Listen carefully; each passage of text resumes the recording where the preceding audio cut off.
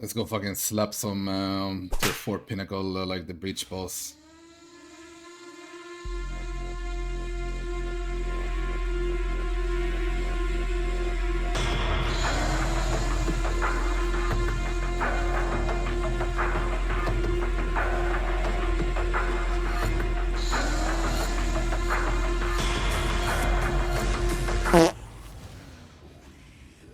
Woo! Fucking one shot, bitches! Yo guys, Tempo here, and welcome back to another Elemental Ranger video. I'm confident to say this will be a showcase and in-depth guide to the current best Ranger build by a big margin out there, according to my research, DPS, defensive, and utility-wise. For both maps and pinnacles and the hardest content there is, the build can also be played with other ascendancies, so you don't have to be Pathfinder, but it helps for the passive tree pathing. The build is also not super expensive to start off with, and I will showcase this from one of my viewers, and also stay tuned during the video because I will spoil the secrets of how I made all of this possible.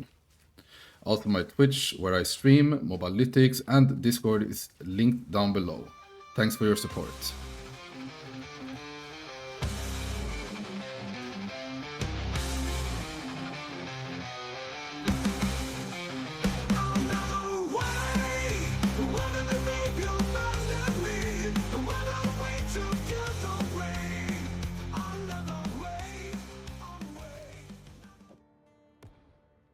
Let's try out some Simulacrum, bro.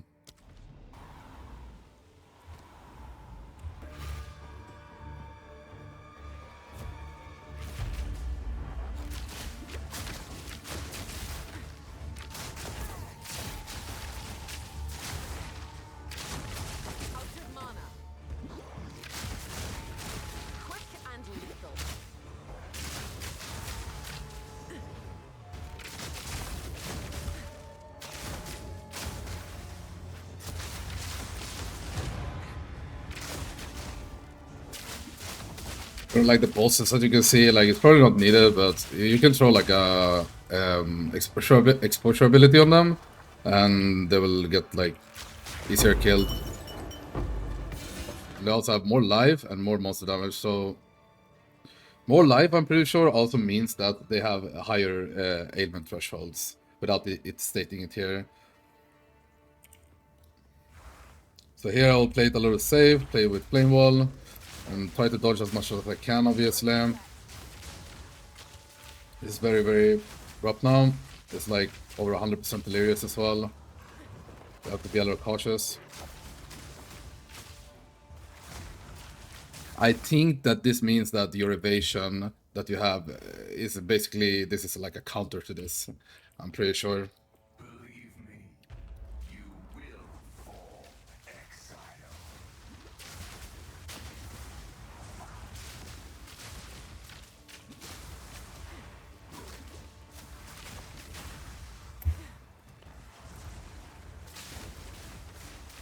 As you can see, like the AoE is like reduced somehow, yeah? Otherwise they would all get obliterated by one shot. Basically.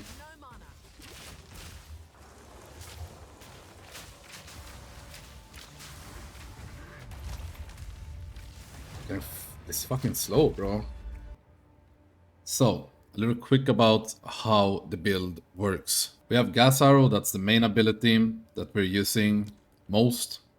It has 3 different functions, basically. The arrow itself, the gas cloud, and the explosion, which we're most like interested in, right? And also, obviously, the arrow in this specific version of the build that I've created. Mainly because when I say the arrow, basically the arrow is what we shoot. That's the projectile that flies away, hits the ground or a target or whatever, and then creates this gas cloud, right?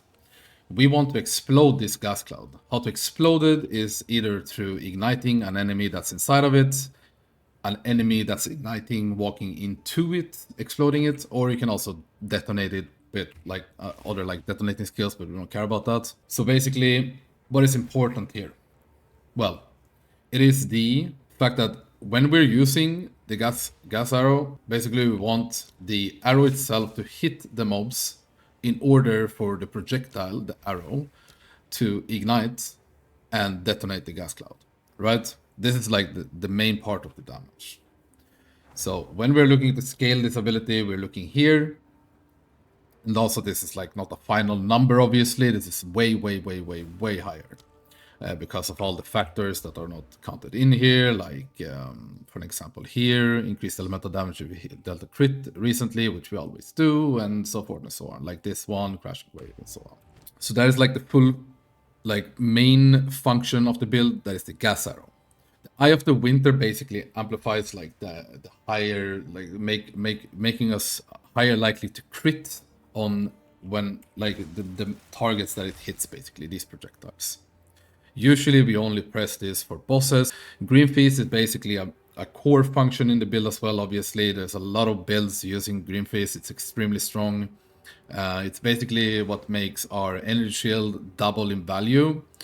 Now when I went on the boss, basically I didn't need to use this, but it's really good for the pinnacle, the breach pinnacle, because it helps until you get to the boss, basically, because there are also a lot of mobs there. And then we have Herald of Ice, Herald of Thunder, Herald of Ash. All three heralds basically for their functions, their chaining effect. Herald of Ash helps igniting, but also a really important part is these nodes right here, which is like basically empowering the damage we're doing by a substantial amount. Wind Dancer, really important in order for our evasion to go up. Elemental Conflux is also extremely important. This alone is giving us so much damage. This is 72% more damage, basically.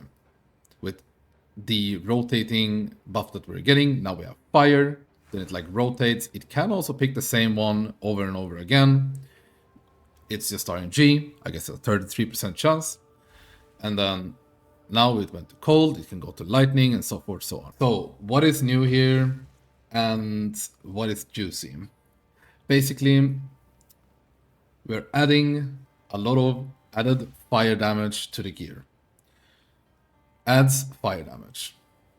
Added fire damage. Added fire damage and added fire damage. This is to bump up the fire damage that we're doing of the arrow. Obviously, it also helps the damage itself.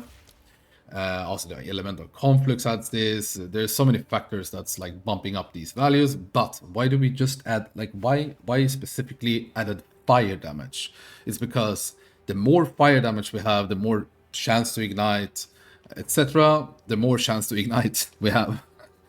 So, like this number here we're interested in. We're also interested in this number here.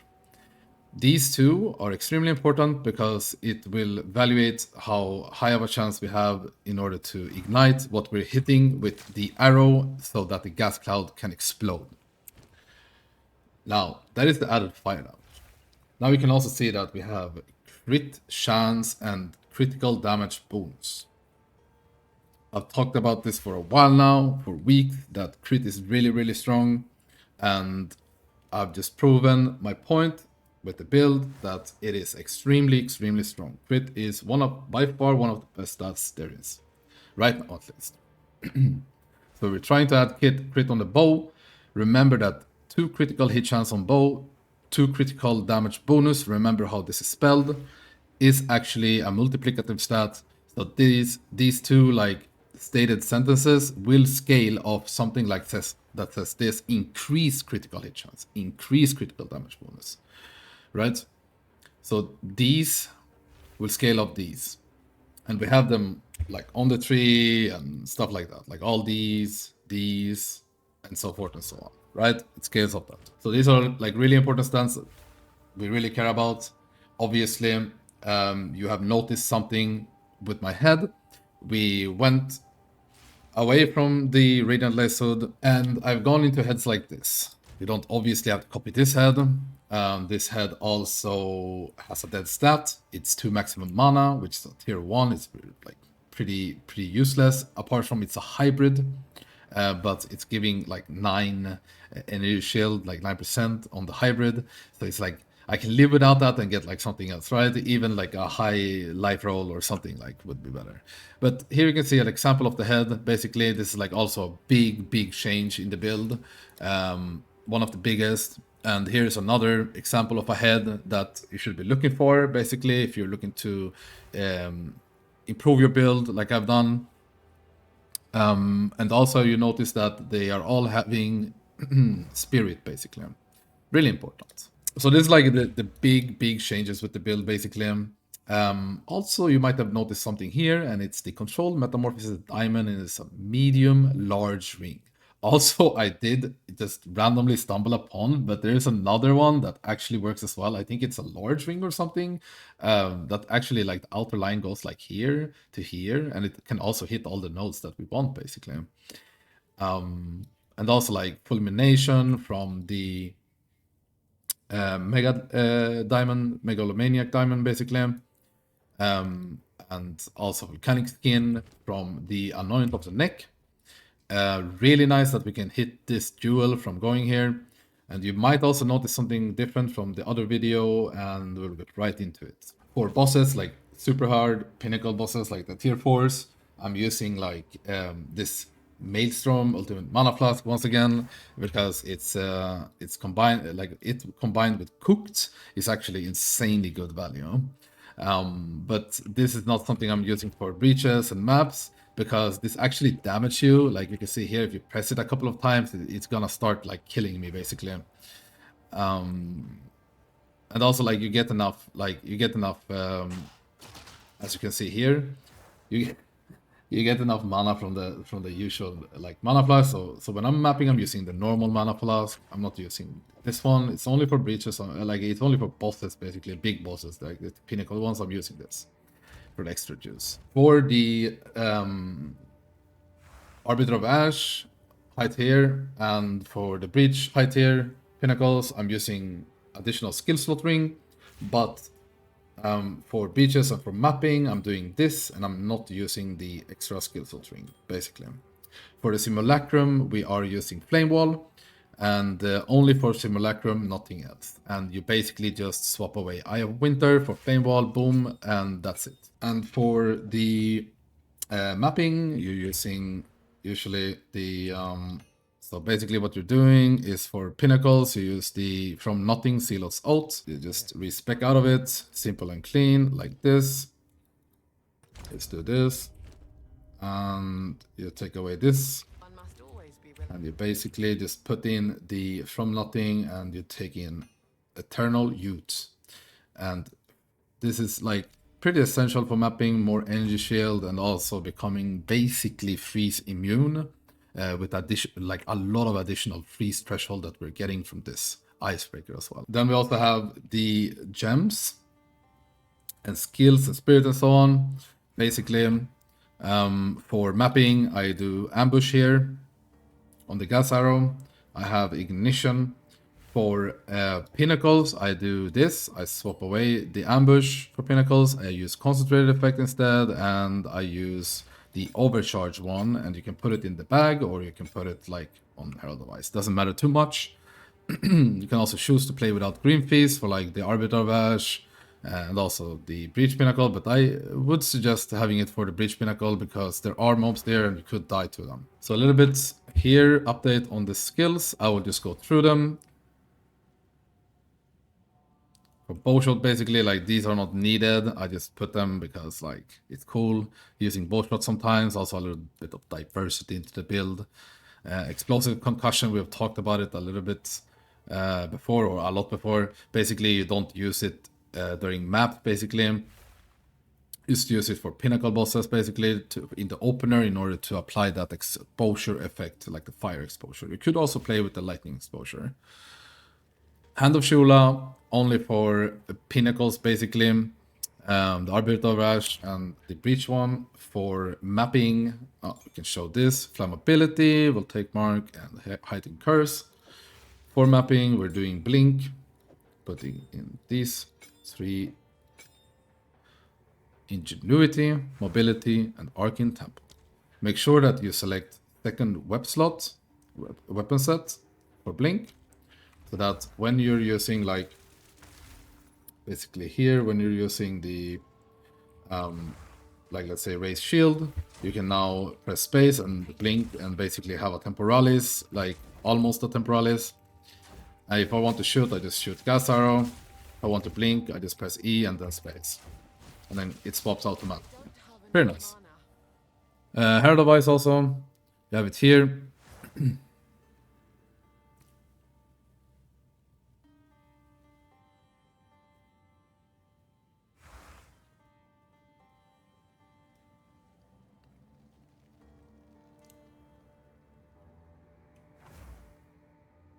Herald of Ash helps igniting, also like just amplifies the fire damage that we're doing by quite a lot actually, due to the passive node I just showed previously. Wind Dancer defensive, and just added plus levels to the elemental conflicts for more like raw damage. Dark Effigy is only used for pinnacles, you don't really use it while mapping, and it will also stay here. You saw that I took away the ring. It doesn't really go away, it just stays here, but you don't actually have it. As you can see here, it's grayed out. Even if I press R right now, it will not come to the ground. But if I would put on the +1 skill ring that I had on that specific location that it was on when you first allocated this, then it will just instantly be able to use, and you can just press it and like use it. You don't have to do much more. So in order, like many people have asked me like how do I get my spirit and stuff like that. Well, you have to basically get like somewhat high spirit on the head, 60 spirit on the neck, 60 spirit on the chest basically. Now we can talk a little bit or demonstrate the gear. You don't have to obviously copy this fully, but remember the important things are double fizz, added fire damage, crit chance, crit damage bonus, added arrows. Like this is like the ideal bow, the perfect bow, but like with low stats. You can get one more arrow, obviously. It can get double the value almost on the, or well, exactly double the value on the crit bonus. So I'm missing out 50% value there, or 100, depending on how you look at it. So 2 critical hit chance, as you can see here, this is not the highest roll as well. But just look for these things. But if I would say take out something, it would be either the crit bonus or the extra arrow per attack, basically. Those things you could take away so long, and like later on you can add them in. Basically, this bow was like not originally like this. I spent like 5-6 whittlings on it, omen of whittling, and crafted it myself in order to get the crit bonus. Lucky me hitting the crit bonus eventually. Could have gotten unlucky there for sure. The head, spirit, really important. Energy shield, 2 max energy shield, super important. Crit chance, and like the rest is just freestyle if you want. The quiver, all those stats, essential. You could swap out the lightning to the cold. That's kind of what I want to do. That is probably the best thing to do, honestly, because I realized something with the build that it can be improved further, and that is by adding one more additional flat cold.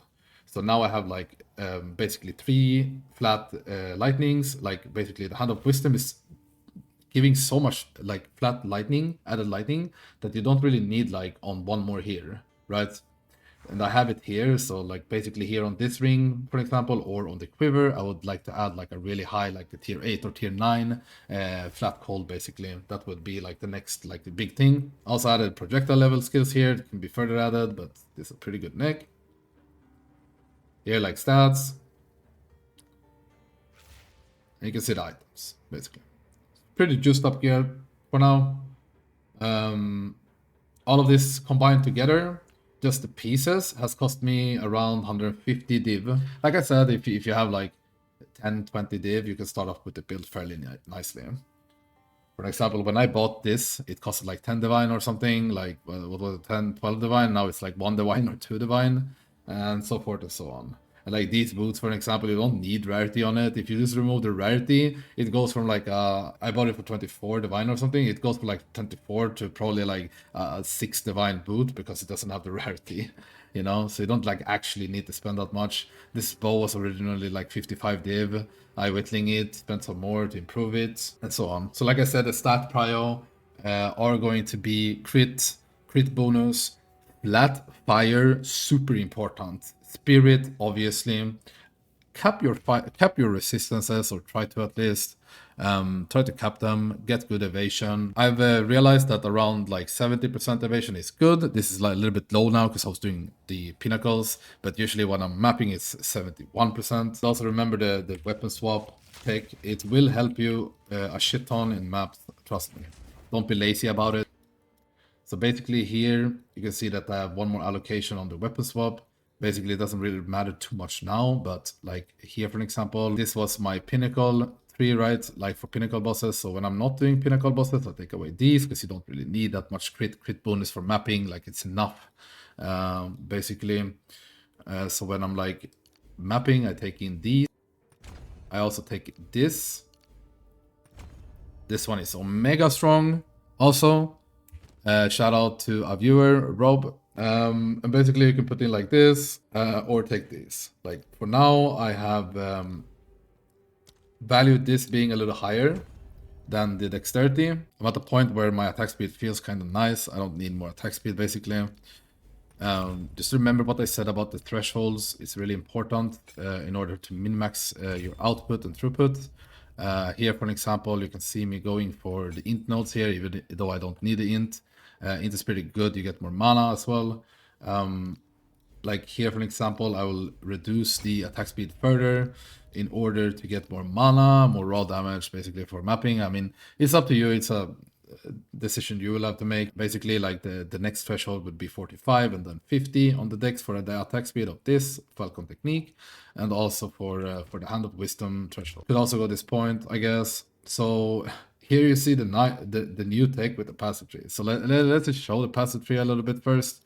So I did originally go here and then I swapped out of it. Basically, the new tech is that I found out randomly by doing a lot of T4 pinnacles that this fucking thing dropped, and I started trying it out.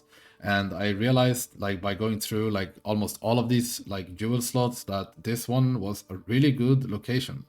And then like I could also hit, like I could literally hit like so many things here. I could save points from going away from this, and so forth and so on. So basically, like here we still get like the valuable things that we really want. Even if we lose some evasion here, we get like almost all of it back from this. Even if we lose the movement speed here and some attack damage, it's fine. We get like more movement speed here basically. So this gem, obviously, like I kind of needed at the time the 8% lightning resistance, because as you can see, this gem basically reduces all elemental resistances and chaos resist. So be a little bit cautious of this, but it's really good. I like this a lot. The mega gem from nothing, basically this side. Now we can go over here. Remember the circle here from nothing, eternal youths, boom boom, really good for mapping. Remember, for pinnacles, we're taking from nothing Seal's Oath, and we're clicking these 3 basically. So I made a different pathing here from the last video, as you can see here, because I was like, okay, I'm already going here. Like, what can I do here? So basically, I went like this, and I counted the jewels, and we're not losing any jewels. We had these 2 jewels before, so basically we're getting 1, 2, so we're still keeping the jewels, plus we're getting additional jewel here, basically. Oh yeah, that's a monster jewel as well. So like we can go here, and we can also take this monster node as well. We could also additionally go for like more area effect and stuff like that, but it's not that needed even for mapping. The anoint here, remember that. And also we're going here, and we're like basically patting here for these extremely overpowered nodes. Also 2 elemental, like this one is so good. This here is probably the most overpowered like location on the whole tree, like at least top overpowered locations. For the weapon sets, remember, I can't stress this enough, like it is very valuable. For the weapon set 2, basically, you make sure that you have 24 points ready in the skill points here. In that way, you can allocate 24 of each here. So basically, like 24 weapons set 2, that's the curses. It's these. It's the blue things, you see, the blue lines you see here, basically. And also extra mark stuff. And then for the weapon set 1, basically, I added like all these crit, because like basically like you don't need crit on your Handle's Shula, right? Or your mark. but it's really important having the extra effects, offensive stuff on your weapon set 1, right? Just be careful so you don't like put weapon set points on like energy shield nodes, because that can actually fuck up a little bit. I did notice when you're weapon swapping, and if you have like energy shield nodes like locked in with like weapon set, it can actually make you lose energy shield like by a substantial amount every time you weapon swap. It's really, really bad. So don't do that. Basically, just have all the defensive nodes, as you can see here, they're like whites. They are the normal skill points that I've allocated. So make sure you also do that in order to not like mess up with your defensives. That's the passive tree. Now let's take a look at the Atlas for a little bit. This is basically the Atlas. I have this point here because I was close to a citadel. I'm doing some citadels. You should also put in like local knowledge. For example, if you see like a swamp map or a water biome map, you can read that on the nodes itself. And these are like the points, basically. I'll do some more simulacrum. Basically, the best farm I've noticed right now is just doing as many rituals as you can with these points, and pumping up a juiced up area with a lot of turrets, and pump the breaches, and preferably add like a ritual tablet also, like 10 rituals, so you can also do ritual and breaches at the same time, basically. A few little juicy bonus tips, I guess. When you're putting up something, let's say you have a like a greater jeweler's orb, it's just an example, but let's say you have something more juicy, like a fragment, for example, from the citadels. Try to, like, when you're putting it up, basically, you don't have to put it up for the exact price that the market rate is showing. Like, you could literally type 19 or like 18 and get more like exalted orbs or divine or whatever, right? By doing this, but you can wait a little bit longer. Also, as you can see here, like for example, I can give you an example here, which has been working quite well for me. Now it went down a little bit, sadly, but let's say the audience with the king, right? It said the ratio for a few days now has been 8.8 basically. But what I do is that I put it for 9 divine instead of like 8, or instead of converting it into exalt, and it actually sells. So by doing this, you can say like 0.2 divine or 0.3 divine and stuff like that. And if you add these things up, like you will actually like slowly but surely gain some more currency. A little tip and trick. If you're looking for a bow for the build, I would say like try to have something like this, and even if like finding a crit bonus one as well can be very hard, as you can see here. This is also with a double arrow, I think. Even if you have a single arrow, it's like a little bit hard, but skip the single arrow. Try to find with bonus damage, and then here you can see that this one is perfectly fine to start the build with, and it's only 3 divine. Go get it, boys. 350 maybe. You can see here, right? If now, for an example, I'm not saying take this bow, but let's say for an example, this is a bow you would like, but it has useless like mana per enemy kill. What you can do is you can actually buy this bow. Let's say this bow is like super nice for you, but it has one-shot stats, right? Basically what you can do is that you can go to Alva, and if, and only if you have the currency, right?